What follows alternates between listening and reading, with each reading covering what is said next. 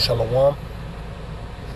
Before I begin this video, all praise, honor, and glory goes to Yahweh, Ba'ashem, Yahweh Shai, Ba'ashem, Rakakwadash. Double honors to the elder apostles of Great Millstone, GMS, who rule well and teach well, and taught us His truth, as well as the sincere salutations to the elder bishops, along with you brothers laboring all throughout the four winds of the earth. Alright, Yahweh, Ba'ashem, Yahweh Shai, Ba'ashem, Rakakwadash, Barakatham to you brothers.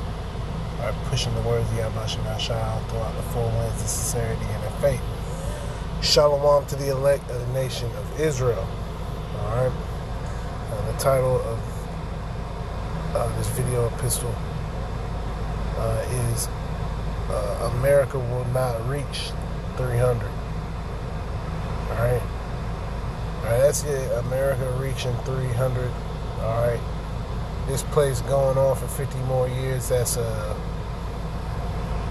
ridiculous pipe dream. You know, this place going on, you know, for even 10 more years, 5 more years, it's not happening. This bitch is through. Lord willing, this is the last quote-unquote 4th of July weekend that we have. You know? Which would be beautiful. That would make sense, you know, for this place to be celebrating, you know, the height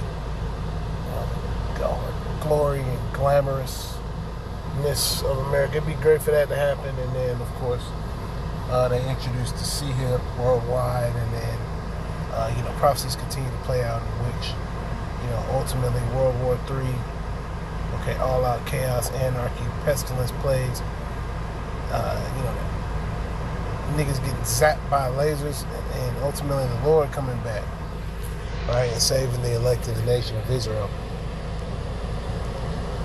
So I'm going to just read. This is from the Washington Post. It says, America at 300. Imagining the next half century of change. Moon bases living to 100 and finally flying cars. What 2076 in our future will look like may be stranger than we expect. And we not going into 2076, man.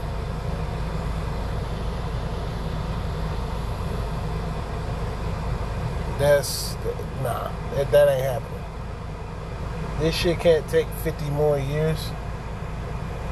Alright, alright, if this place was a house, then all the foundations got ate away.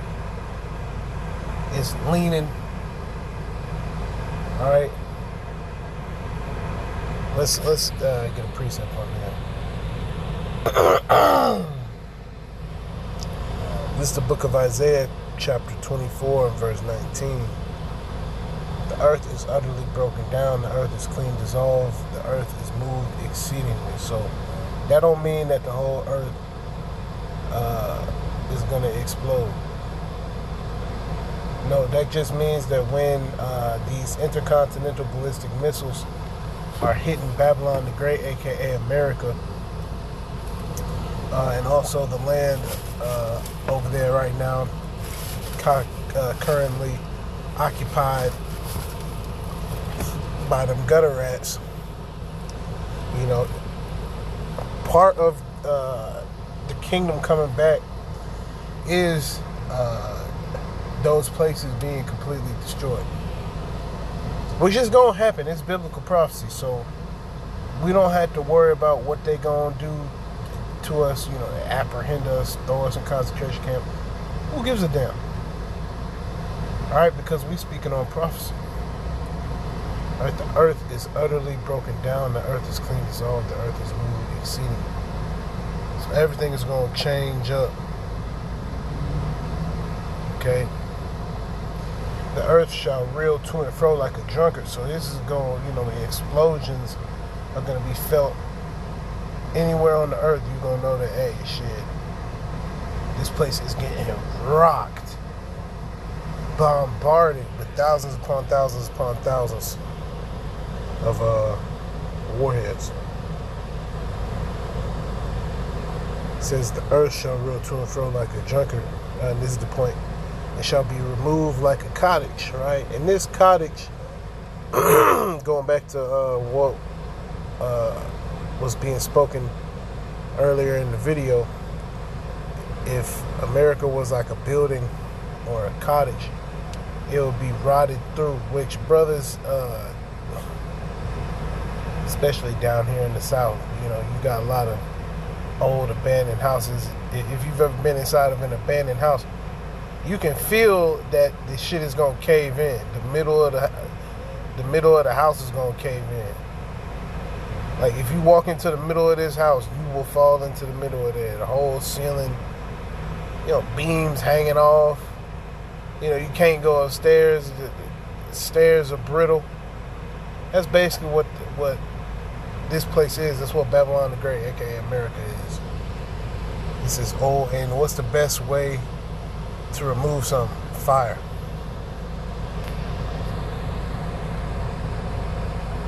It says, "In the transgression thereof shall be heavy upon it, and it shall fall and not rise again." So it's not speaking about the earth. This is speaking about America. All right, and the destruction that's going to come upon Babylon the Great, aka America, is going to be witnessed throughout the whole world. All right, it says, "And it shall fall and not rise again." It says, "And it shall come to pass in that day that the Lord shall punish the host of the high ones that are on high, and the kings of the earth upon the earth. And they shall be gathered together as prisoners are gathered in the pit. They shall be shut up in the prison, and after many days shall they be visited." Let me go back up to verse 21. Salakia. Isaiah 24 and 21. And it reads, "And it shall come to pass in that day," the prophecy, "that the Lord shall punish the host of the high ones that are on high, and the kings of the earth upon the earth." Yeah, so you thought, all right, you heathens, you thought that you were gonna get away and do what you did to the children of Israel and just ride off scot-free, just continue forever. Right? 2076. No, hell no. The Lord ain't allowing that. Alright, the heathen is going to get a reality check. 2/3 of Israel is going to get a reality check. It says, "And they shall be gathered together as prisoners are gathered in the pit," right? Psalms 149. Speaking about you damn devils being in fetters of iron, being in captivity. And we can't wait to see you fucking devils in captivity. That's another thing. It's something that we can't wait. We love it. We love it. Right? Knowing and understanding that you devils and you heathens are going into captivity, it brings great joy and great comfort to us. Alright, and it brings great discomfort to you. That's why you hate seeing the Israelites, because it's a reminder that you are the heathen. Right? You hate the so-called Negroes, Latinos, and Native Americans. Alright? And those are your future rulers, man. More specifically, the elect. Yet 2/3 in the kingdom of heaven is going to be whooping your ass and telling you what to do too. Alright? Just not as high of a level as the elect. See, the elect are going to be on a whole nother level. A level that cannot be, comprehended. Our feeble minds, cannot fully 100% comprehend the power that's going to come with being, a son of Yahweh Shem Yahweh Shai, with spiritual power and a perfect body. All right, the scriptures speak about in the twinkling of an eye. All right, the twinkling of an eye. Very quickly, the Lord is going to turn us into superhumans beyond anything that anybody can comprehend. Right? So we don't have to worry about the opinions of these 2/3 niggas. We don't have to worry about the opinion of the heathen. What this nigga think, that nigga think. We lean on Yahweh Ba'Shem Yahushua. The Lord is showing us prophecy. He's showing us prophecies and prophecies that are coming to pass. This, Isaiah 24, this is speaking on something that hasn't happened yet. Right? Yet we know and believe that it is going to happen. Okay, Isaiah 24 and 22. And they shall be gathered together as prisoners are gathered in the pit. They shall be shut up in the prison, and after many days shall they be visited. Then the moon shall be confounded, and the sun ashamed, when the Lord of hosts shall reign in Zion and in Jerusalem, and before his ancients gloriously. And when you see us in the perfect bodies, and you just in some regular ass, regular bodies. When you heathens, when you in some regular bodies and you see us in those beyond belief bodies, when you see us perfect, the laws written in our inward parts, you gonna know what time it is. You gonna know exactly what time it is. There ain't gonna be no guess. Wait, who are those? Who are those people? No. You gonna know who the elect of the nation of Israel is, man. That's just what it is. That's biblical prophecy. So let me go back to the article. All right.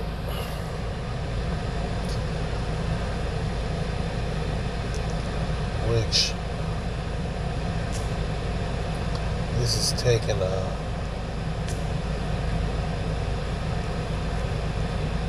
this is a very well written article, very long article. And they basically going over American history. So let's go back up to the top.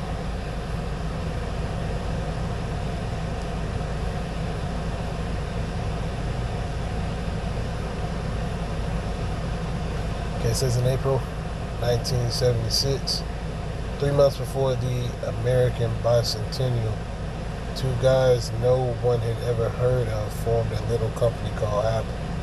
They were building what they called microcomputers.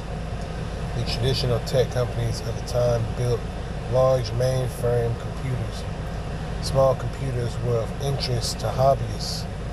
They were a bit like toys, but the two nobodies, Steve Jobs and Steve Wozniak, who were working out of a house in suburban California, believed they could make microcomputers that non-technical people would find useful in everyday life, which is good that they brought them up, because part of that American exceptionalism is the advance in technology.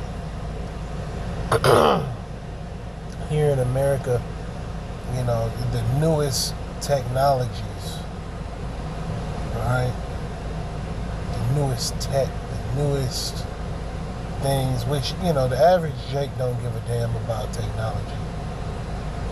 Yet Esau is using this technology to fool and trick, the Israelites.